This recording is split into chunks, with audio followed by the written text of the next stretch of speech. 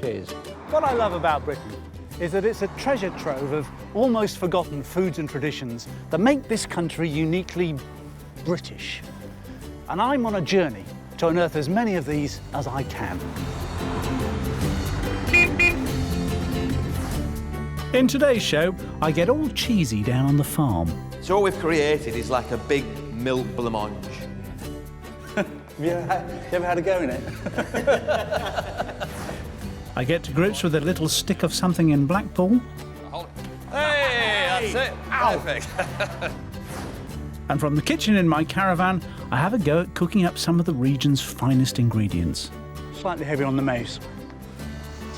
Let's hope they don't notice.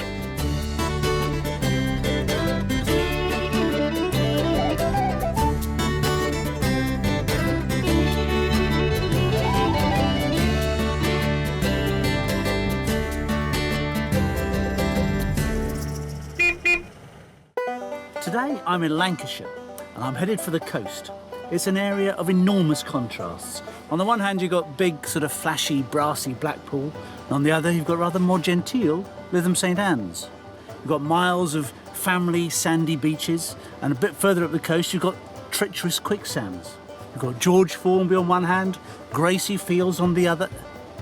Now, hang on, they're more or less the same thing. Oh, let's just go and have a look and find out.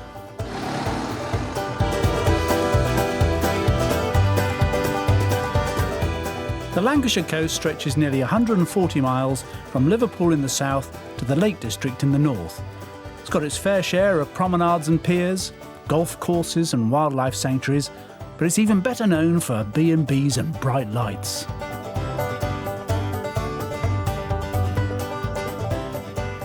They got 1 million bulbs now, Blackpool illuminations. That's a lot of bulbs, isn't it? At least 1 million. The farmland running alongside the coast is rich and fertile, good for growing vegetables and for dairy herds that munch on lush green pastures, all grown in the perfect climate. Look at this rain. Always rains in Lancashire. I went to university in Manchester. I don't think I had a single dry day in the 3 years I was there. Well, the constant rain might be a bit of an exaggeration, but the bounty of the county isn't. But I'm starting off today at the home of Mrs. Kirkham's Lancashire cheese. You've seen what's on the bird table. Better watch out for birds dropping from the sky.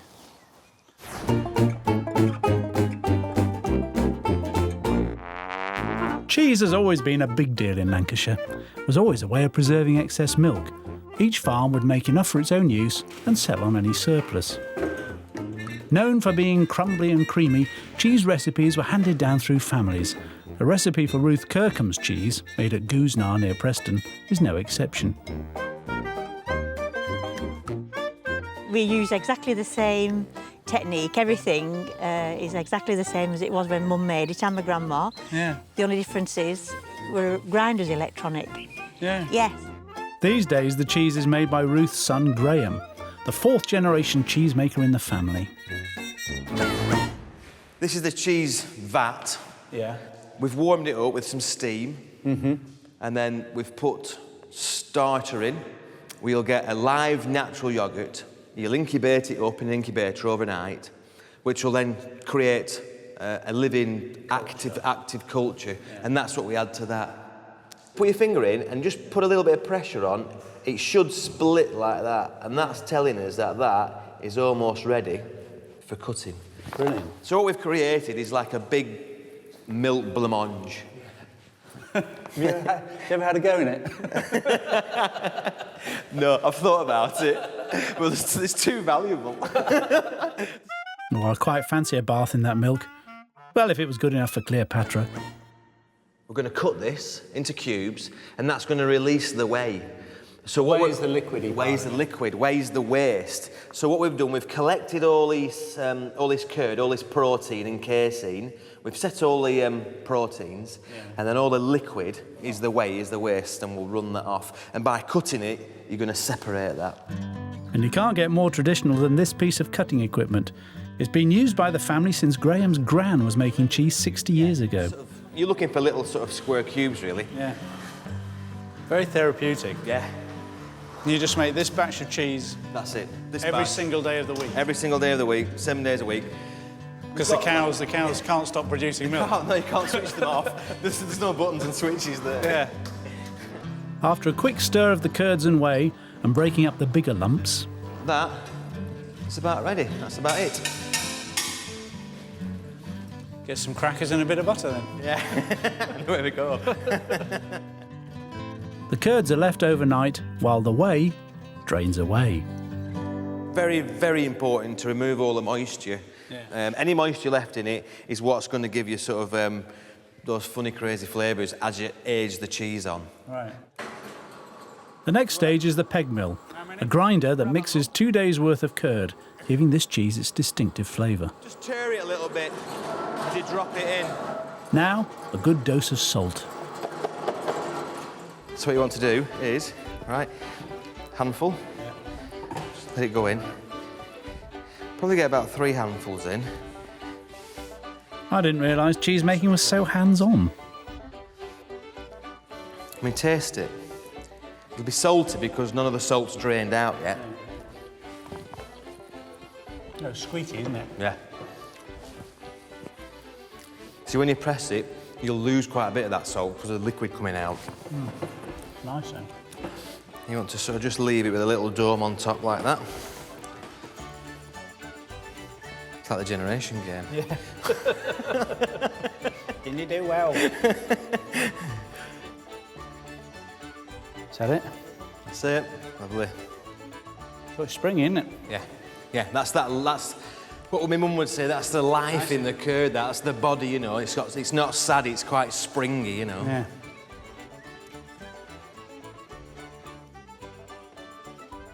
It's all right, Brucey, like that. That's perfect. You do well. Then you put a lid on this, and you put it in one of these presses. Yeah, yeah, that's And right. that's taking out even more. Whey, and there's a little bit of butter as well coming out there. Yeah. After their final pressing and a dressing in cheesecloth, the cheeses are moved into the buttering room. I like the sound of that. It's a glorious smell in here. You can smell that, can you? I can. I'm a little bit. No, I'm a bit immune to it now. It's really strong in here. It's really strong. Well, good. Things are happening then. You mean they're still doing something? Oh, absolutely. These are still quite curdy yet, so you need the curd to break down and become cheese, basically. Right. So there's things still happening there. We let them dry off for a couple of days, and then all we do is we just sort of melt full cream butter down, clarify it. Just an extra bit of cholesterol. Yeah, just extra kick. And we just smear butter onto the outside of the cloth, like this. And this is what creates the rind, really. That's what's going to create our rind, you know. So I always eat that. After a good buttering up in the buttering room, the cheese moves on. Bizarrely, this isn't quite as smelly as the previous room. It's probably because of the butter, really. So how long for this process? Minimum of 60 days. All right. Yeah. 2 months old. We like them to go out at about 3 months old, really. Yeah. That's when I think they're tasting pretty good. Graham's not the only one who thinks they taste good. He's got customers who order their cheeses straight from the cow. Yeah, that's it. Yeah, they do. You know, people come and they'll reserve, the whole stillages of, cheeses, get the name on it. A stillage? Is that a stillage? That's a stillage. Right. Yeah, stillage of A cheese. stillage of cheese. I haven't heard that word before. Yeah. And this one's reserved for Mr. Halfpenny. He had his own special cheese reserved, has he? Yeah. Do not steal. Do not steal, yeah. End of May-ish. Yeah, we have quite a lot of we've people nearly every day that come and buy cheese offers who come to the door, Yeah. And obviously this chap's come and he's selected this cheese and he wants us to sort of mature it for him. So, yeah, there you go. Should we have a taste of it? No, keep your hands off. That's it. You're too late. Oh, go on. Let me have a taste of something. I'll tell you what we'll do. Right, 9th of Feb. Let's have a go at that. Oh, look at that. Lovely. So that's what you're looking for is it to be like that, really, quite light and fluffy on top of the tester, and then it should be quite creamy in your mouth. And it is. It's delicious, isn't it? That's lovely. That's I've lovely. always eaten that in a bit. You eat the rind, do you? My kids always laugh at me. You are as well, so maybe they're right. I think it's probably... No, I think it's just because...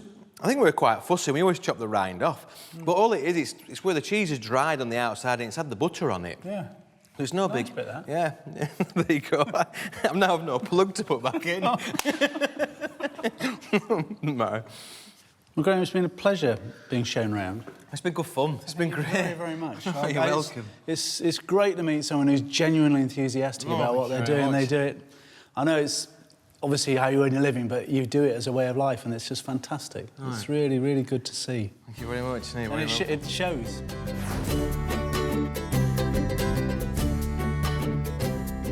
Say cheese. Cheese. It's a work of beauty. Thank you very much. You're welcome.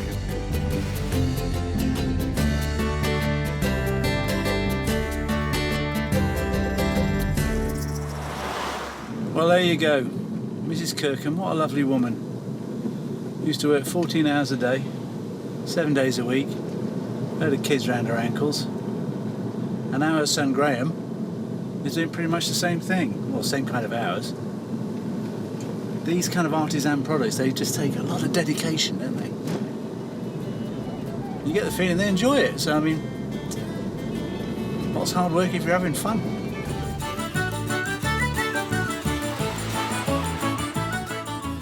I'm travelling around Britain with my trusted little caravan behind me, discovering the foods and traditions that have survived into the 21st century. Today, I'm touring the coast of Lancashire. So far, I've learnt the art of cheese making. Very therapeutic. Yeah. And the art of cheese eating. That's delicious, isn't it? And now, I'm off to revisit an annual childhood haunt, the seaside. Blackpool is Britain's most popular seaside resort, though obviously not when it's raining. It all started growing around 1840 when the railways arrived, and a town that only had a population of around 500 in 1801, in 1901 had a population of 50,000. And along with that growth came an interest in a new kind of food. A food with words in it, a novelty food, a food that you could use as a souvenir. Oh, my little stick of Blackpool Rock. When we were kids, let's face it, no trip to the seaside was ever complete without a stick of rock. Rock was first made in Victorian times. It survived sugar rationing in the Second World War and has been an essential seaside souvenir ever since. And of course, Blackpool was the centre of the rock universe. There are several rock makers here. Today I'm visiting Blackwoods, where Bob Blackwood has been the main rocker, not to mention roller, for 40 years. You must be Bob. Adrian, pleased to meet you. How are you doing? Welcome to the factory. Well, thank you very much. It's a very strange-looking place. I don't know what I expected a rock factory to look like, but this is what it looks like. This is what it looks like, and we're going to make you a special boiling, All right. especially for your show. This is the stuff here, is it? Yep, it is indeed. We're going to make some rock with letters in it. Yeah, Ade in Britain. Marvellous. The sugar mixture, made up of glucose, sugar and water, has to rise to 290 degrees Fahrenheit before it's ready to start turning into rock. I used to work in a foundry. So you'd be used to this. Yeah, that's exactly what it reminded me of. A bit hotter, Adrian, in there, I think. Yeah. And pour it onto there.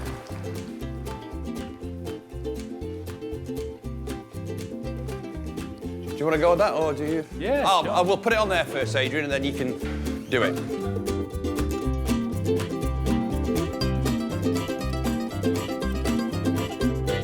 Okay, so we're going to lift it up, Yeah. pour it, and just walk two Walk with paces. it, Yeah. okay. Okay.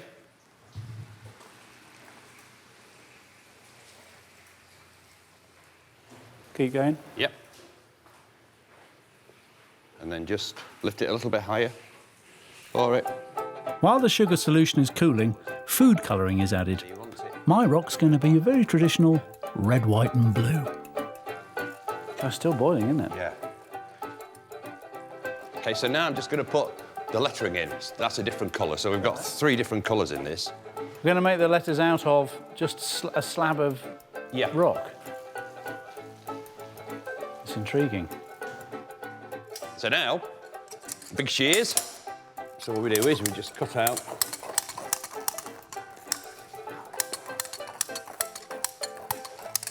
And that'll mix in on its own. That.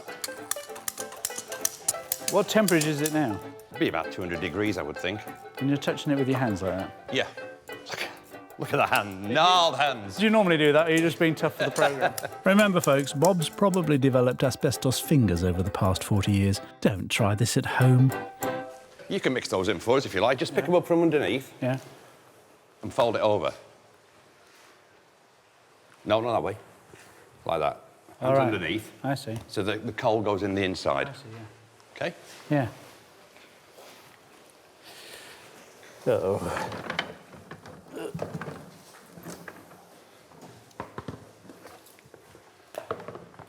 How are you getting on? To it. Nothing to it. Seasoned professional now. Well, we've seen how the colours are made. We've got the red and the blue. But where's my white? It's like playing with nice big old bits of butterscotch, isn't it? And this is where... Magic happens. Magic. This is a pulling machine. So called because it pulls the sugar mix, which as you can see is golden, but once it's pulled and aerated, it turns, yes, you've guessed it, white. That's magic. And of course, rock isn't rock unless it's pepperminty. The mint's so strong, it's making me eyes water. It's like having a wrestle. When I was a kid, I always wondered how on earth they got those tiny letters into sticks of rock. Right, so we'll leave that alone now. Now, Bob is about to let me into the secret. Right, so I'm going to make the first letters now, OK? What are you making first? Two ends. All right.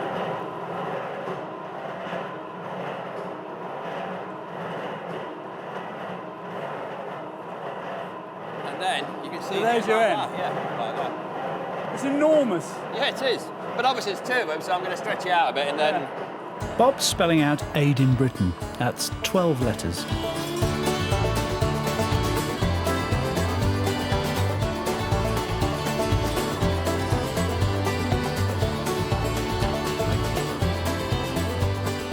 Come on, Bob, let me have a go. So you're going to do me a D. So what you're aiming to do, just put your white, just sort of try and get it the same length. So you As need that? To, yeah. We'll bring it in a bit. Yeah. OK, then just put it bang in the middle like that. That's it. Yeah. OK. Then turn the whole thing over. OK. I've got it a bit long there. That's OK, won't matter. Turn it over. OK.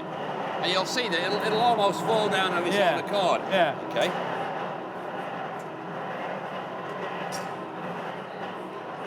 Then just try and, that's it, pull it and stretch it. It is quite hard, isn't it? Do you want to cut it in half for us? Yeah. Perfect. And then just place that one on top of that, no, on top of that one. That one on that one. That way around? Yeah. Does that make a D? Yeah, How does it make a D? it's like that. The sugar sausages lined up on the table are the letters that are going to go into my little stick of rock. But I still can't see how it's going to fit. So what we've got now is we've got two flaps and a centre, OK? So the letters are going to go under the flaps, then the flaps are going to go round the centre. All right. What's this machine doing? That's keeping the white, so you've got the red, the white and the blue for the casing. That's just keeping it soft.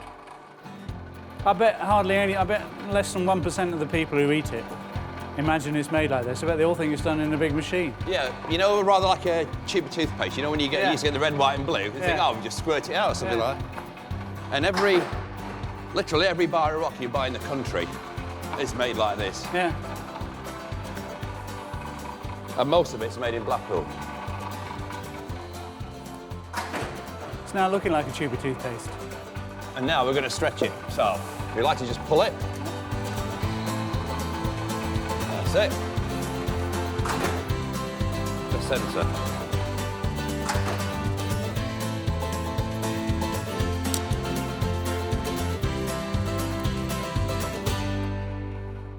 Bob's right-hand man, Chris, has assembled all the letters inside this candy cocoon. Next, it's wrapped in sugary stripes.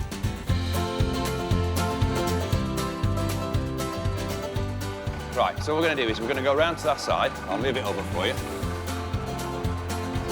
That's it. Nice. OK.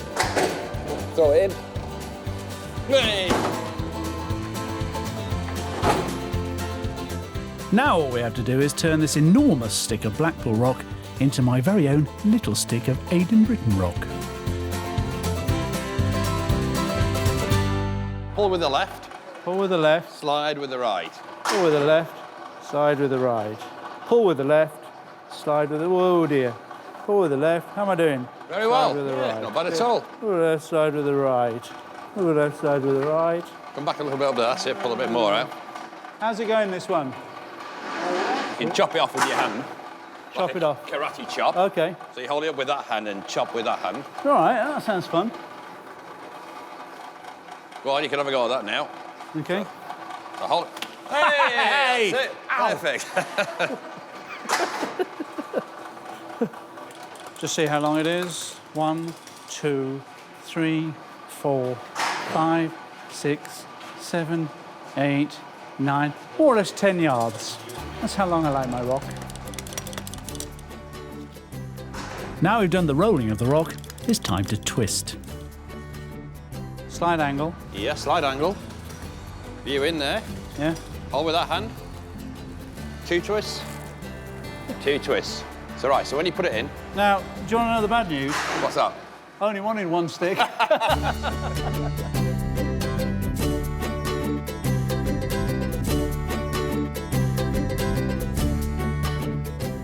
Be as proud as you can. That's looking good.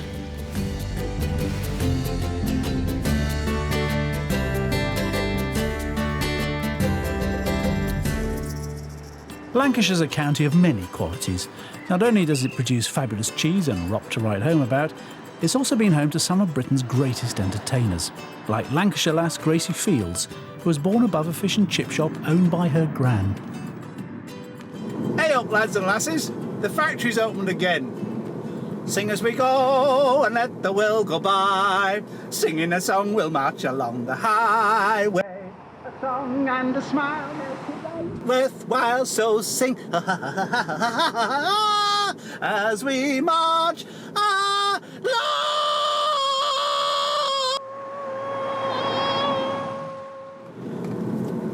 Oh, blimey, that hurts. I'm journeying around Britain, tracking down traditions and customs. Today, I'm on the coast of Lancashire. I've made cheese Let me taste it. Nice. and created my own stick of rock.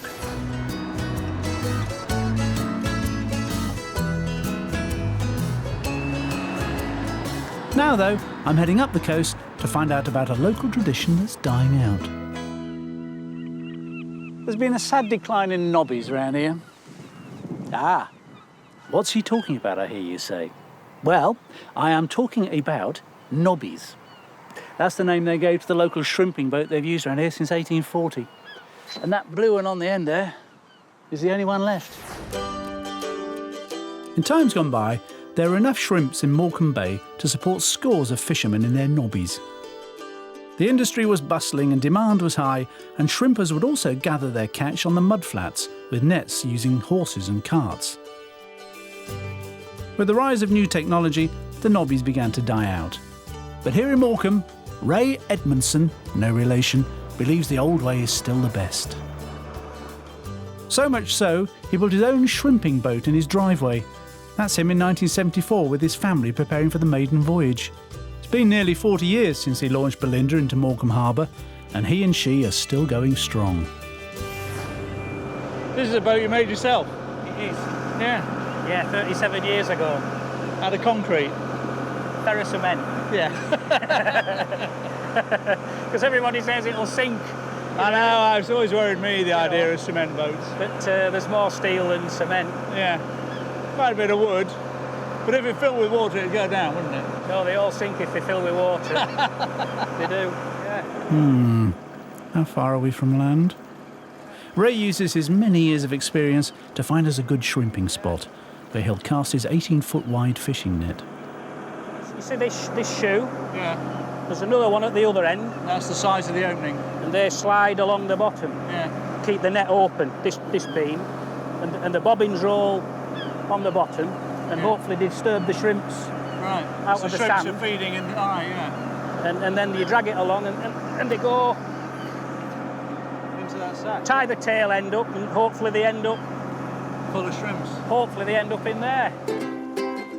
I'm on board to help Ray with his catch, What's your foot? Do more. Your feet. Your foot. All right. Oh yeah. but I could end up being more of a hindrance. Nearly went overboard then. Out goes the net. Now we wait and see.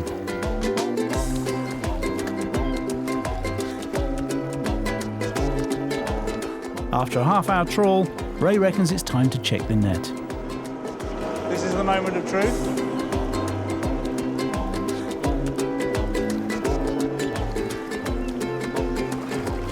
This is still the moment of truth. Quite a long moment of truth. Hang on, I think we might be in somewhere now. Here it comes.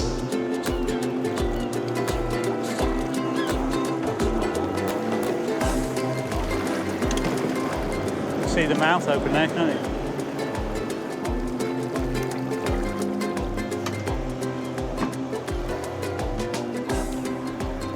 I'll offer to help, but I knew I'd just get in the way. I don't do any lifting now if I can help Nothing it. worse than someone trying to help when you know exactly what you're doing. How's it feeling?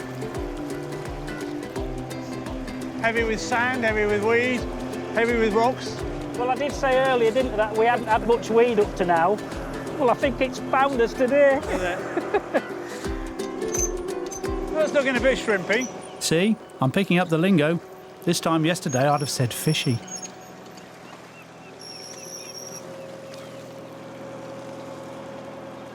Well, there's a fair few shrimps in there. Bit of whitebait as well, I can see sticking his head out. Shrimps. Oh, is that a flounder? Little place. Place. Yeah, they're a bit thin. Yeah. They're no good. Still early in the year yet. Little eels. What's that?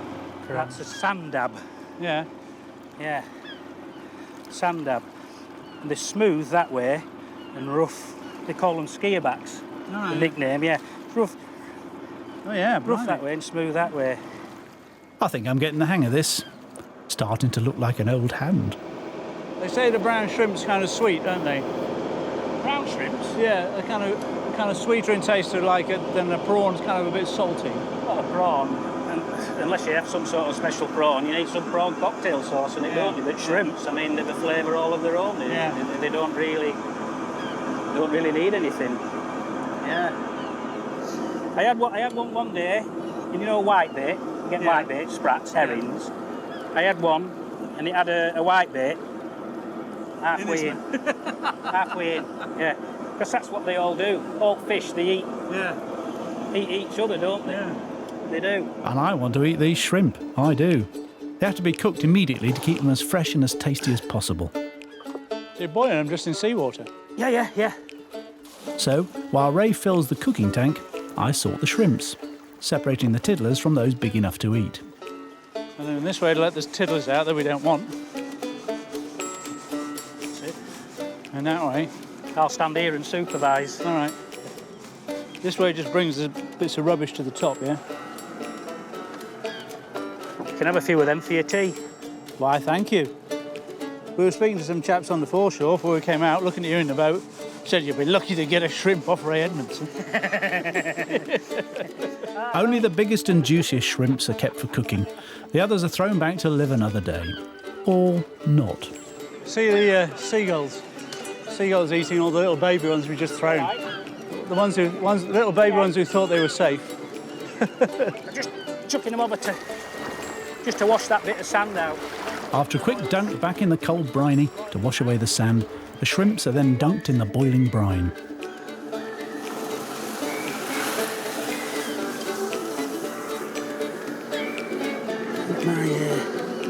How long do they take?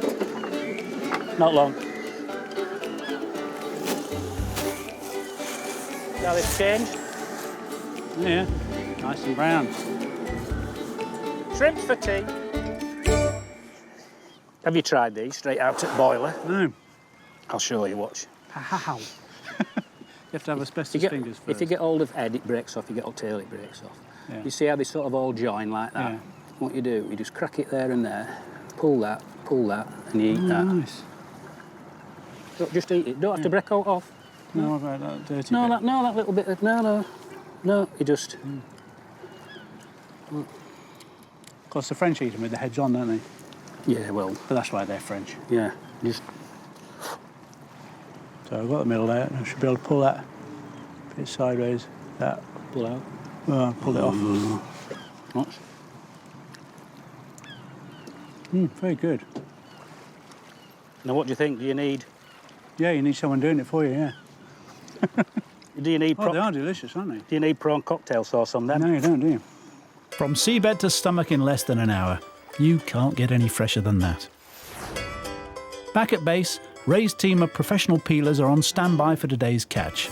Well, what's left of it. So here we are. Edmondson's fish shop. This is the one. My fish shop. It is. How long- Our fish shop, isn't it, Edmondson? Yeah. How long have we been here? 30-odd years. Have we really? Yeah. Doesn't seem like a day. Ray's expert assistants are sisters Vicky and Tony and his grandson, Ash. Have you ever picked shrimps before? Well, you know, I've picked them when they've been on my plate in a restaurant. I've never sort of picked them on an industrial scale. Whatever he fetches in, we've got to get through as quick as possible. Every day. Every day gets out. So do you sit in the shop looking at the weather, hoping it's going to be a really bad fish? Yeah, so we get a day off. Like to tell Ray that. So, oh, it looks proper horrible out there today. Yeah, Hey. bit too windy. Ray is well known for his potted shrimps, and as I'm part of the family, well, by name anyway, he might like to pass on how he makes them. Now, have you got a secret recipe like everyone else has? What, the seasonings? Yeah. Yeah, I'm not allowed to tell you that though. Yeah, no. Who gave you that? Did you learn that from your Well, granddad? my granddad does it all, Yeah. but it's a secret little recipe. What's one of the things you put in it? Well, it's just butter and lots of seasonings, like peppers, you know, stuff like that. Yeah. And Cayenne pepper, that's one. cayenne pepper. Yeah. Mace? Any mace in there? Don't tell him our secrets, Ash. I promised to take the secret to the grave, but I'll take a bag of these shrimps for now. 600 grams. Thank you very much. Yeah. That'll do nicely, and I'll cook up a delicious dish with these a little later on. It's been an absolute pleasure meeting you. Smashing. I'm glad you've enjoyed it. I'm so pleased just to meet another Edmondson, apart from anything else. Yeah. But someone who's passionate about what they do, you know. Thanks very much. It's fantastic that people do things like you do, because there's so few of you doing it. you Yeah. know. This is the proof of the pudding, isn't it? Yeah. That's good. Yeah. Good smile too.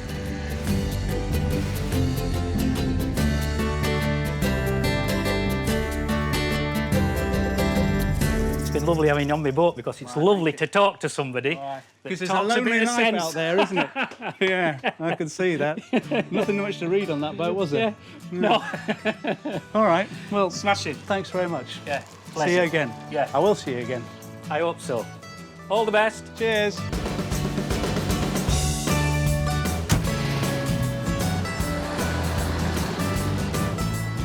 Old Ray there.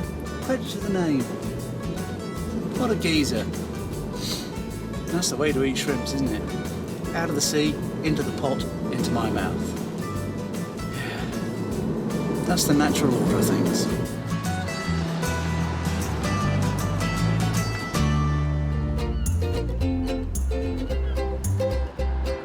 I'm on the Lancashire coast, travelling around Great Britain, hunting for traditional food and time-honoured customs.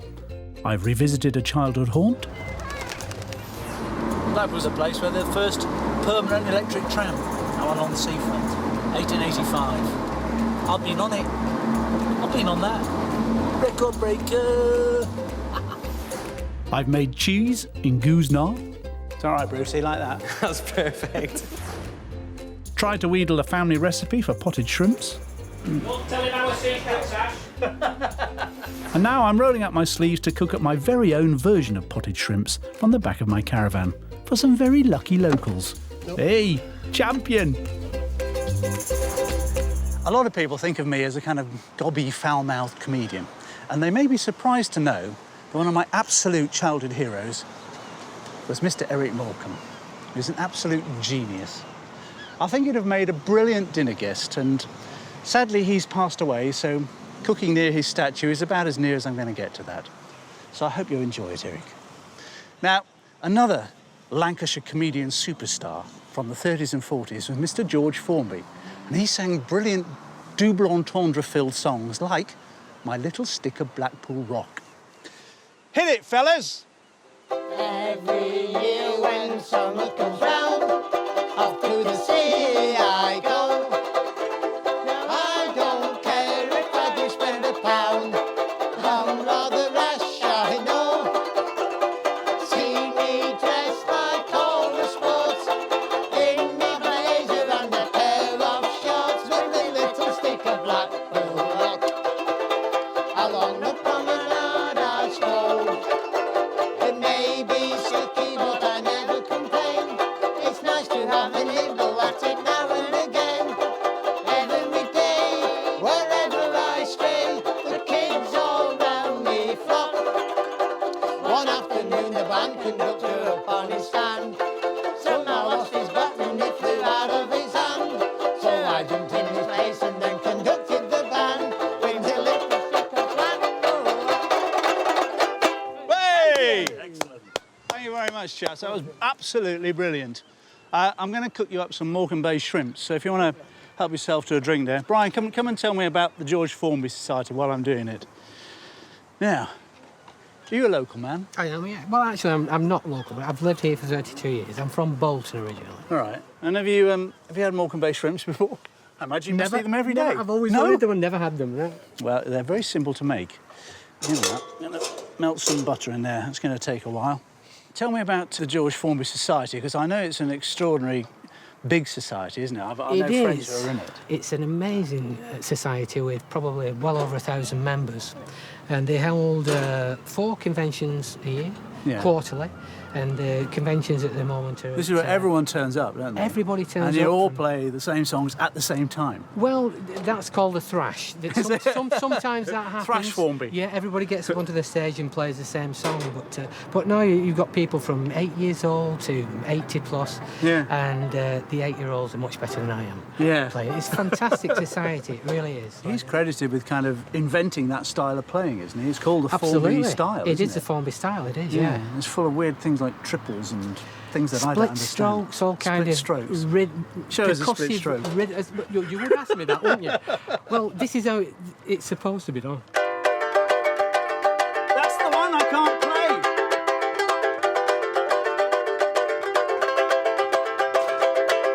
Now, how long did that take you to master, that stroke? I've not mastered it yet. Yeah, but how long did it take you to get that good? About a year, and I can't. No, I can't. Yeah. You wear your nails away. That's the problem. Yeah. Well, I do anyway. Now, Morecambe Bay shrimps. Very simple.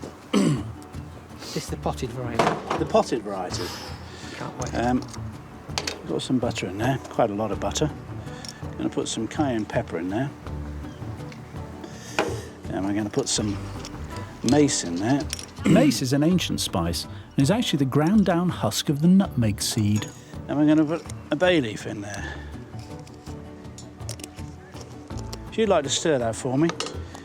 You're making a marvellous kitchen assistant. Next comes a generous squeeze of fresh lemon juice. These are shrimps that I caught myself this very afternoon. Very impressed. With a man called Edmondson. Ah. Are you aware of Edmondson's fish shop in Yorkshire Street? I've been meaning to go for the last 32 years. It's a brilliant shop. And that basically is Morecambe Bay shrimps. I'm leaving those shrimps to absorb the flavours while my sous chef Brian sets to work with a knife and butters at some fresh local bread. Normally, of course, you'd have these cold because they'd be preserved with a layer of butter over the top there and put in the fridge, and they'd keep for about 5 days. But We're going to have them warm. How are you getting on with the bread there, Brian? Slowly. Yeah. I'm probably laying it on a bit thick. But... Laying it on a bit thick. Before I serve up these shrimps, I better check they taste okay. Well, the perk of being the cook after all. Just have a little taste myself before I start.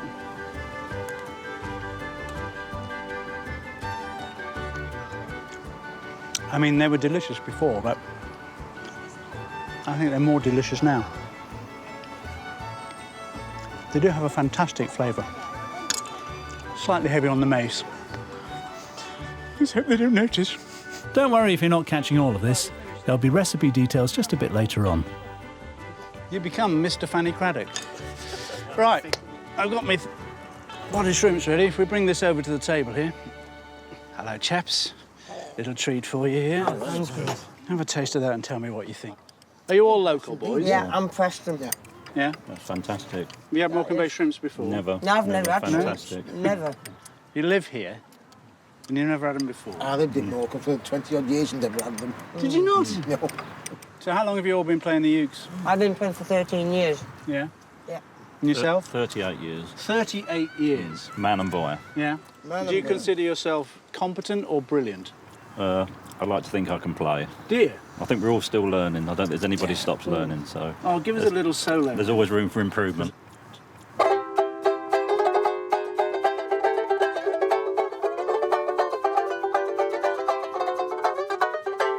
Beautiful. That's absolutely beautiful. I'm very, very jealous. If you fancy cooking up Morecambe Bay shrimps at home, here's how I did it. This is a simple butter-based recipe.